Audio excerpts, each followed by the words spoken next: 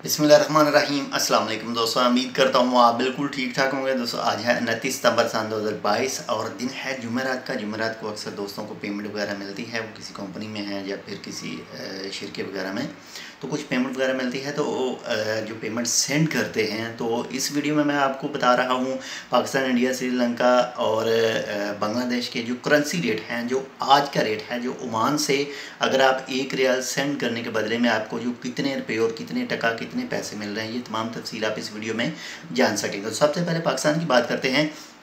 तो अगर आज आप सेंड करते हैं तो आपको 1 रियाल सेंड करने के बदले में जो पाकिस्तानी रुपए मिल रहे हैं वो 586 रुपये मिल रहे हैं, यानी 586 पाकिस्तानी रुपीज़ मिल रहे हैं।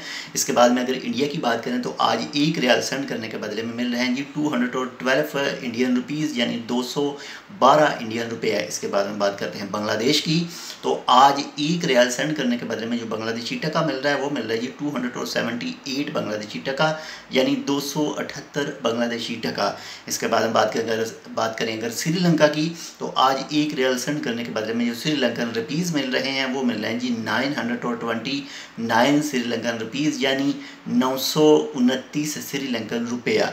ये जो मैंने आपके साथ रेट शेयर किया, इनमें थोड़ा बहुत वक्त के साथ मुख्तलिफ जगह पर या फिर अगर आप मोबाइल ट्रांसफ़र करते हैं बैंक से, तो इसमें थोड़ा बहुत जो है वो फ़र्क हो सकता है। जब भी आप अपने पैसे सेंड करें अपने मुल्क में, तो जो भी फ्रेश रेट है वो लाजमी चेक कर लिया करें। और जो अगर आप मोबाइल से ऑनलाइन पैसे सेंड करते हैं तो जो भी ट्रस्टेड एप्लीकेशन है सिर्फ वही यूज़ करें, ताकि आपको किसी भी तरह का कोई भी नुकसान वगैरह ना हो।